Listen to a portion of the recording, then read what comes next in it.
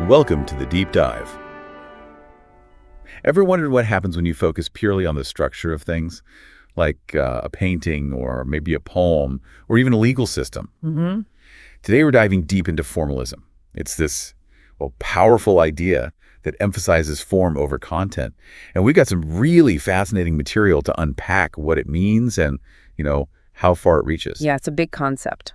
Okay, let's get started. So, at its heart, formalism basically suggests that the key to understanding something, it lies within its structure, right? And the rules that govern it. Okay. Not really about any external meaning or context. Think of a game, the way you play is all about the rules, not some, hidden purpose behind the game itself. That makes sense. So if you take mathematics, a formalist view would really zoom in on the axioms, those basic rules we just agree on, and then the logical steps we take from them. Exactly. It wouldn't be about some underlying truth the symbols point to. It's very self-contained, isn't it? Precisely.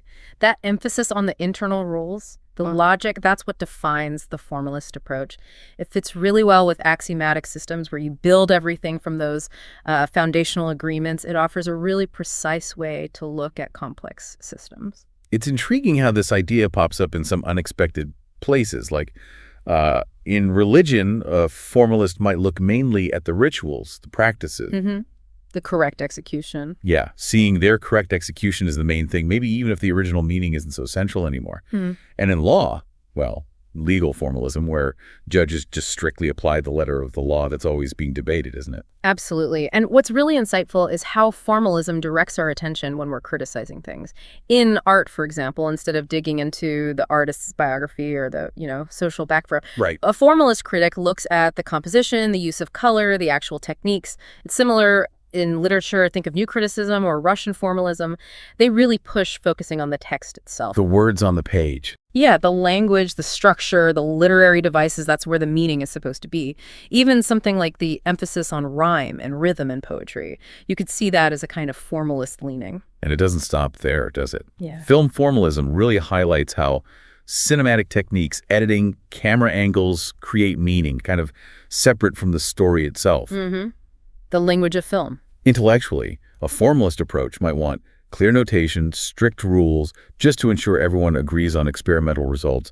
And in math, you had figures like Hilbert really championing formal systems, axiomatic proofs. Yeah, a huge figure. And even anthropology has seen attempts trying to apply neoclassical economics, almost like a universal framework for understanding any society. So this idea of formalism, it sounds abstract maybe, but it gives you a really powerful lens to analyze just a huge range of things. Absolutely. And as we dig deeper, we'll see some really fascinating philosophical implications. Our sources today, they give a pretty nuanced look at formalism, not just defining it, but looking at the complexities, the historical context where it developed. So one of the first things the source material mentions is the term formalism itself. It seems the author isn't entirely comfortable with it. What's the issue there? Well, the author suggests formalism can be a bit misleading, kind of right off the bat. Okay. Initially, it might make you think that only the outward form, like the overall shape of a symphony, is what really matters for appreciating it. And while, that idea of prioritizing form was definitely central for some earlier thinkers, Kant, Hanslick, Gurney. Right, the big names. The author argues for a more, let's say, contemporary take on formalism, one that appreciates more than just the grand structure. So it's not just seeing the architectural plan of the music, but also noticing and valuing the actual bricks and mortar, the individual sounds. Precisely. A key point here is what's called the negative definition of formalism, especially when we talk about absolute music. Instrumental music, no story attached. Right. It asserts that this kind of music lacks semantic or representational content. It's not about anything in a literal narrative sense. This leads to concepts like pure sound structure, or sometimes it's called musical purism. Okay, so the notes aren't telling a story, they're not painting a picture, but then like you said, the author shifts to a more positive view.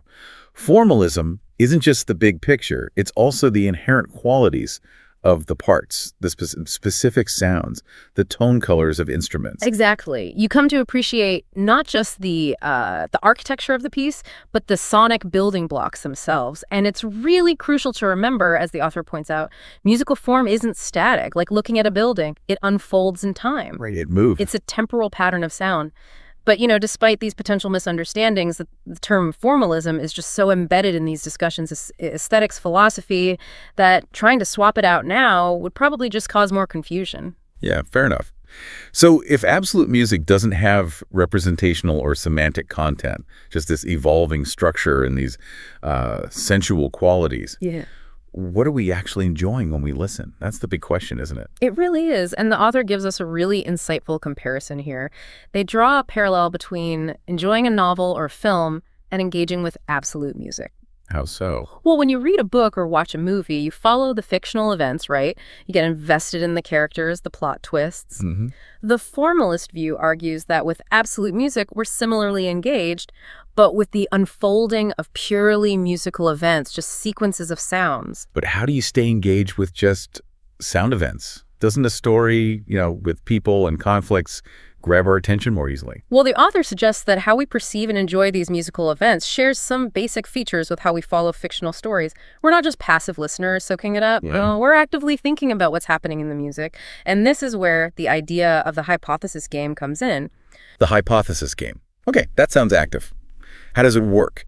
Think about reading a novel for the first time. As you go, you're constantly forming expectations, aren't you? What's next? Will they solve the mystery? You're essentially making little predictions, hypotheses. Right. And the story then either confirms them or throws you a curveball. The author proposes we do something similar when we listen attentively to absolute music. We hear a sequence of sounds, and we subconsciously, or maybe even consciously, start to anticipate where the music might go. So if a melody sounds like it's building up to something and then it suddenly veers off in a weird direction, that's like a musical plot twist. Precisely. And our past experiences, our familiarity with different musical genres, heavily shape these expectations. If you listen to a lot of jazz, you'll have certain expectations about chords, about improvisation that someone else might not have. Okay. The author explains that musical works have their own kind of plots, sequences of sound events linked by a kind of musical logic, as the influential theorist Edward Henslick put it. And this connects to Leonard B. Meyer's work, right? Using information theory in music. Absolutely. Meyer used information theory to look at how this play between expected and unexpected musical events creates meaning, creates pleasure for us. How does that work? Information theory. Well, the basic idea in information theory is that the more surprising an event is, the more information it carries. Meyer argued that musical events, whether small-scale things like chord changes, melody shapes, what he called syntactical events. Governed by musical grammar. Right, or larger things like the sections of a sonata form, formal events, they all operate on this spectrum of predictability and surprise. So a really standard chord progression you've heard a million times is low information, but a totally unexpected, bizarre chord change is high information. That's the core idea. And our expectations for these events can come from outside, like just growing up listening to Western music. And culture. Or they can be generated internally by the specific piece you're listening to right now. The composer, then, is playing with these expectations. They might fulfill them, give you that satisfying sense of arrival, or they might create interest, surprise, by doing something different. Okay. Meyer's key insight was that good music often finds a sweet spot, a balance between the expected and the unexpected. Too much predictability is boring. Too much surprise is just chaos. That makes perfect sense. You need enough familiarity to follow along, but enough novelty to keep you hooked. Now, the author also asks if this hypothesis game is always conscious. Are we really sitting there thinking, I predict a VI cadence next? Well, the author argues that when we're truly engaged, really paying attention, not just having music on in the background, Right. we're consciously playing this game, at least to some extent. We're actively considering the musical events, forming ideas about what's next, and feeling satisfaction or surprise when things pan out or don't. Even without formal theory knowledge, we build up intuitive expectations about how music tends to work. Okay, but what about the problem of rehearing? If I know Beethoven's Fifth inside out, how can I still play the hypothesis game? I know exactly what's coming. That's a really crucial question, and the author gives a couple of good answers. First, even with super familiar music, our memory of all the tiny details, the exact phrasing, the subtle shifts in dynamics, instrumental colors, it's rarely perfect. True. So even on the 10th listen, you might notice something new, or a detail might still feel fresh, almost surprising. Second, there's what the author calls the persistence of illusion. The persistence of illusion. Yeah. Even when your brain knows perfectly well that a big, surprising chord change or a sudden, loud bit is coming up, the way the music unfolds in time can still kind of suck you in emotionally. Ah, okay. It creates a reaction that feels almost like the first time. The example given is Beethoven's Ninth Symphony, where the scherzo comes second instead of the usual third movement. Even if you know it's coming, its energy can still feel like a jolt. So even knowing the outcome, the journey itself can still feel surprising in the moment. That's powerful. Now there's another concept mentioned, a second musical game, the game of hide and seek. What's that about? This hide-and-seek idea refers to the pleasure we get from spotting and recognizing the main melodies, the themes, as they come back throughout a piece. Theme spotting. Exactly. Many traditional Western forms, fugues, sonata form, rondos, theme, and variations, are built on this idea. Present a core musical idea, then develop it, twist it, hide it, bring it back. So the composer's kind of playing with the theme. Yeah, they hide these themes by changing the rhythm, the harmony, the shape of the melody. It creates a kind of puzzle for the listener. Can you hear the original idea inside this new version? Like a musical treasure hunt, looking for familiar tunes in disguise. Precisely. And the author connects both these games, the hypothesis game and hide and seek, to our general human enjoyment of solving puzzles. It's similar to following plot threads or figuring out meanings in a story. But there's a difference. Yes, the crucial difference is that in music, these plots don't have semantic content. They're purely musical stories told through sound. And while the comparison to narrative is useful, music often uses way more repetition. Right, repetition is huge in music. And that repetition is key to creating musical patterns, kind of like recurring motifs you might see in abstract visual art. So understanding music from this formalist viewpoint isn't about getting a story or some external meaning. It's more about actively tuning in, perceiving these musical events, the expectations, resolutions, themes coming back in particular ways. Exactly. It's not meant to be a passive, dreamy listening state. The ideal is focused, attentive engagement. The author uses the idea of music as an intentional object. An intentional object. Meaning something that we perceive and understand under certain descriptions based on our beliefs and our musical knowledge. The more you learn about music, the theory, the history, the larger, the more detailed this intentional object becomes. Which leads to deeper appreciation. That's the idea. It leads to a richer, more rewarding appreciation. And this is where music theory fits in. Not as some quest for cosmic truth in music, but more like a toolkit, giving us the vocabulary, the framework to perceive these musical events better. Precisely. Music theory gives you the concepts, the language, to better grasp the structure, the syntax of the music. And that, in turn, helps you play those games. The hypothesis game, the hide and seek more effectively. It enhances the whole experience. But does this make it elitist? Do you need theory to enjoy music? Well, the author pushes back on that a bit.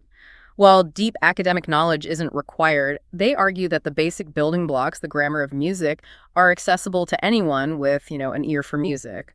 And gaining some understanding, even intuitively, can genuinely deepen your appreciation. It's not about gatekeeping, but about enriching the experience. Okay, so formalism gives us these games for our intellectual engagement with the structure. But music is also, sensual, isn't it? The sounds themselves, the textures, the richness of chords hit you directly. How does formalism deal with that? Yeah, the author absolutely acknowledges that. Formalism isn't just about abstract diagrams. Musical form is realized, it's experienced through sound. Right. Through instruments often chosen for their beautiful sound, played by skilled performers. The immediate sensual appeal of a gorgeous chord, a flowing melody, a rich instrumental blend that's undeniable. Now, some of what we find beautiful is definitely cultural, historical. Think of a chord like the Tristan chord, maybe shocking once, now beautiful to many. Context matters. It does. But the author suggests the inherent sensual appeal of these smaller musical bits is maybe like the beauty of individual gemstones. They have their own allure that adds to the whole experience within the bigger structure. But that leads to a massive question. What is musical beauty? Can formalism define it? The author tackles that head on and admits it's incredibly difficult, maybe impossible, to give a neat definition with necessary and sufficient conditions for musical beauty.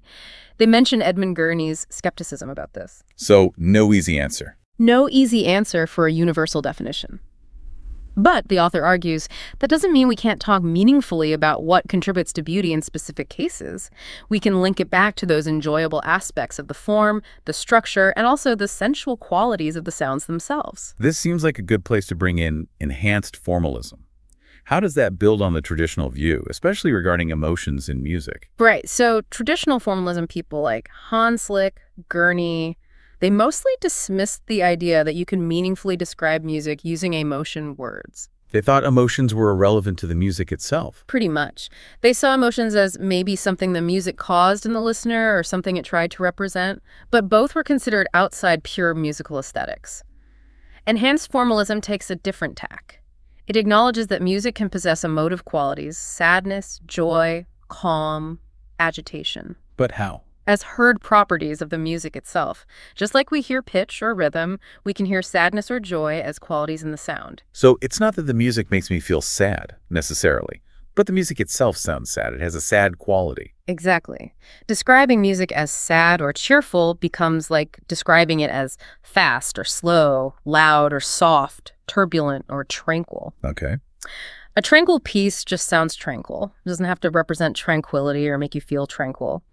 The author argues these descriptions fit perfectly fine within the formalist idea of music as structured sound without semantic content. But wait, if music has emotive qualities, even if they're just heard properties, doesn't that sneak some content or meaning back in beyond just pure structure? That's a potential objection the author does address later, Yeah. but for now the focus is on how these emotive properties function within the musical structure. They aren't just decorative. How do they function? Well, first, they're inherently interesting, right? They add a lot to the aesthetic character. Second, they help create sonic patterns through repetition and contrast, just like melodies or harmonies do. The author even suggests that the feeling of human warmth we often get from absolute music comes partly from these emotions we perceive woven into its structure. And sometimes these feelings might just be side effects, like writing in a major key tends to sound cheerful, even if cheerfulness wasn't the composer's main goal. Precisely. But often, emotive properties play a more direct, important structural role,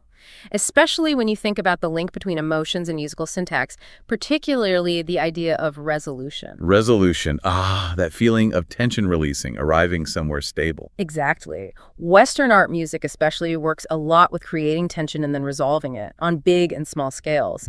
Certain chords feel active, unstable, making you expect a move to more stable chords. Like dissonance moving to consonance. That's a classic example. But even moving between stable chords, like the dominant chord resolving to the tonic, creates that feeling of expectation and arrival. Cadences are the punctuation marks for this. And the author uses a little four-measure example in C major to show this clearly, right? Moving from rest to tension, partial resolution, then full closure. Yes, that example really nails how this tension resolution pattern runs through so much Western music, from tiny phrases up to the shape of whole symphonies. Though, it's worth noting, what counts as restful or stable has changed over history. Okay. Now, when we hear this tension and resolution, are we necessarily feeling emotional tension ourselves? The author makes a key distinction here. They suggest we can understand tension and resolution primarily as heard events in the music itself, not necessarily direct emotional states in us. Took in the sound. Yes. While some might say musical expectation must create tension in the listener, the author points out that not all expectation feels tense. You know, looking forward to seeing a friend isn't the same anxiety as waiting for bad news. Good point. Musical expectations usually don't induce that kind of distress. That makes sense. Just because the harmony feels tense doesn't mean I feel anxious. Right. The author also links the more common garden variety emotions in music to the major-minor contrast. Major often sounds cheerful, bright. Minor, more somber, maybe melancholic. Okay. So a resolution to a major key after a minor section can feel like an emotive resolution too, like moving from dark to light. Very powerful. This back and forth between somber and bright tones can act like another layer of tension and release on a larger scale, serving a structural role. So enhanced formalism sees these emotive qualities as part of the music's fabric, helping build its structure, not just triggering stuff in us. Exactly. And the author defends this against the charge that calling music melancholy implies semantic content. They argue just because we use an emotion word to describe it doesn't mean the music is referring to melancholy in a meaningful semantic way. Okay, that's a pretty clear picture of enhanced formalism. What are some of the main pushbacks or objections people raise against it? The author lays out three big ones. First is the historicist factors objection. Basically, that formalism ignores history, focusing only on the structure itself. And the counter is that sensible formalists do get the musical form isn't timeless, it's shaped by history. Exactly. Thoughtful formalists absolutely recognize that. The form of a piece makes sense only in relation to what came before. Think about Beethoven's sonatas. You appreciate them more fully knowing Haydn and Mozart's work. Right, the context. Even how we hear things changes. Our listening habits, our understanding of musical grammar, it evolves. The example given is how we might mishear medieval cadences today because we instinctively apply later rules of harmony. So the conclusion is formalism, especially enhanced formalism, isn't necessarily ahistorical. Okay, what's the second objection? Functional factors and social setting. Yeah, these are related. They focus on how instrumental music used to have all sorts of jobs: church music, dance music, background music for dinners. Not just for sitting and listening quietly. Right. That shift toward the public concert hall, mainly in the late 18th century, was huge. The argument is that music before this great divide wasn't purely aesthetic in our modern sense. It was tied up with its social context, its function, and those things gave it artistic properties beyond just the formal ones. And the author kind of agrees with that critique, that function and setting mattered. Yes. They acknowledge that the social setting and intended function definitely could contribute to the music's artistic character and how people understood it back then. But, the author points out, even for that older music, the core negative definition of formalism still largely holds. The instrumental music itself generally lacks direct semantic or representational content. It doesn't usually mean or represent its function in a literal way. Okay. And crucially, when we take that older music now and put it in a concert hall, we tend to judge its aesthetic value in that new setting using formalist or enhanced formalist terms. We listen for its structure, its sounds, its ability to hold our focused attention. What about historically authentic performance? Putting it back in its original setting. That debate is mentioned. Does it give a richer experience? Maybe. But the author suggests a piece's suitability for the concert hall often comes down to its structural complexity, its ability to reward close listening. So the view is that formalism mainly tries to explain the music that really blossomed after that great divide. And while it might apply partially to earlier music, that doesn't kill its core ideas about semantic content. Okay, finally, there's a really interesting objection that leads us towards the end. It's about the tension between music's huge emotional impact on us and this enhanced formalist idea that emotions are just in the music, something we recognize. Yeah, this is a big one. It really gets to the core of the musical experience. The older arousal theory said music moves us because it directly stirs up emotions inside us. But enhanced formalism, as we've said, suggests the garden variety emotions are qualities of the music itself that we recognize, sometimes called emotive cognitivism. So the objection is, okay, if we're just recognizing sadness in the music, why does it sometimes make us feel so incredibly sad or joyful or moved? Right. If the emotion isn't directly caused in us, where does that intense feeling come from? The recognition alone doesn't seem to explain the power. Exactly. It seems like there's a piece missing in the explanation of our profound emotional response. This really does hit the heart of our connection with music. So as we wrap up this deep dive into formalism, what are the main takeaways about enhanced formalism we've covered? Well, enhanced formalism gives us this compelling way to look at absolute music. It's structured sound, no external meaning or story needed. But crucially, it goes beyond the old view by saying music can have emotions, sadness, joy as inherent, heard qualities that actually play a role in its structure. And it tries to defend this against criticisms about history, function, social setting. Right. It tries to show it's a robust way of thinking about music, especially music intended for focused listening. But as you just said, that final objection hangs there, doesn't it? If the emotions are fundamentally in the music, recognized by us, not necessarily stirred in us, why does music have this incredible, undeniable power to move us so deeply? It really does linger. And it's a question that digs right into the mystery of music, doesn't it? It's a challenge that enhanced formalism, or really any theory trying to explain music fully, has to wrestle with. A perfect question to leave you, our listener, thinking about. Yeah. If the emotions we perceive are in the music itself, why does it still hit us so hard? Perhaps that's a question for another deep dive.